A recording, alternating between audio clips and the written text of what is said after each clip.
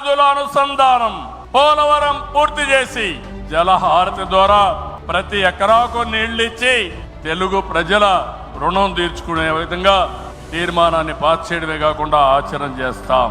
భవిష్యత్తులో వచ్చే green energy, అదే మరి గ్రీన్ హైడ్రోజన్, అదే మరిగా అనేక ఇండస్ట్రీస్ ని నాంది పలుకుతాం.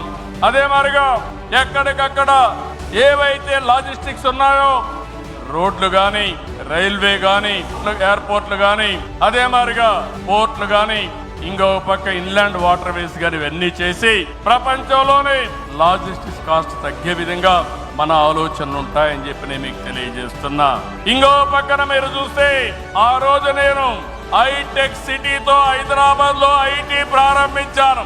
ఈ మహానాడు ద్వారా, క్వాంటమ్ వ్యాలీ ద్వారా ఆర్టిఫిషియల్ ఇంటెలిజెన్స్ కూడా ప్రాధాన్యత ఇచ్చి తెలుగు జాతిని ముందుకు నడిపిస్తామని చెప్పి నేను మీకు తెలియజేస్తున్నా.